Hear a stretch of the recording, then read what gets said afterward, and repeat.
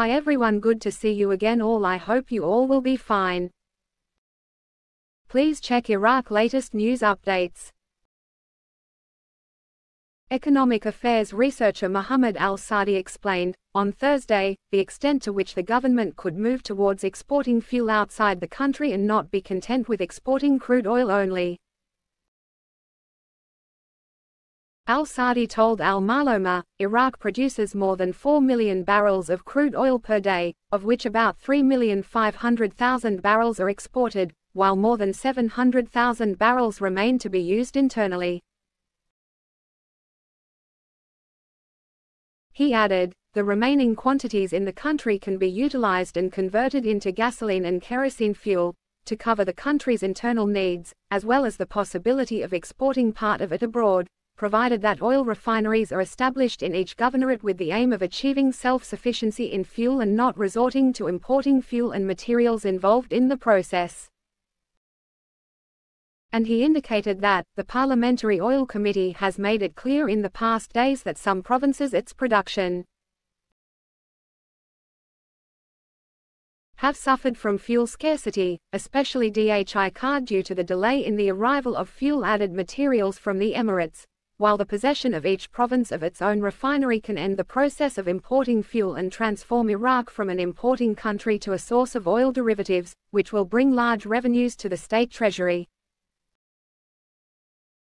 And an Iraqi official suggested that Jordan will begin supplying Iraq with electricity in early October as part of the electrical interconnection project between countries in the region. The source, who requested to remain anonymous, stated that Jordan will initially supply Iraq with 1/3 of the capacity agreed upon in the first phase.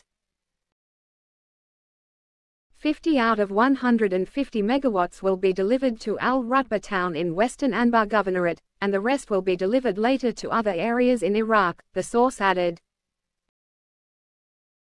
Electricity supply to Iraq was supposed to begin at the end of August as both countries completed the required work, according to official sources from the two countries. The source explained that the recent attacks on electricity transmission towers slowed down the launch of the project, adding that the rise in temperatures also had an impact, as specialists believed that waiting was better.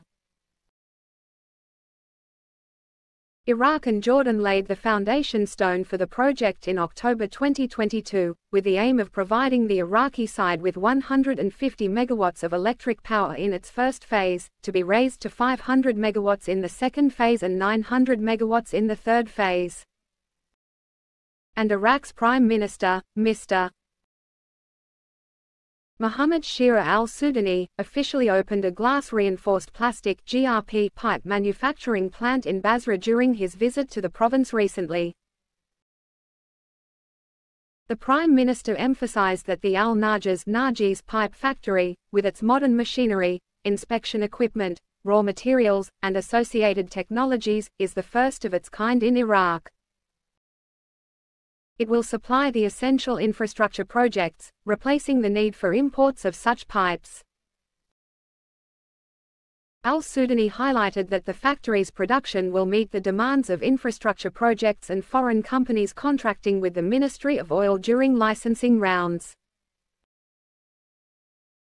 He praised the initiative of the Narcissus Company and the Basra governor for supporting the private sector, emphasizing the importance of synergy between the state, its ministries, and its provinces with the private sector.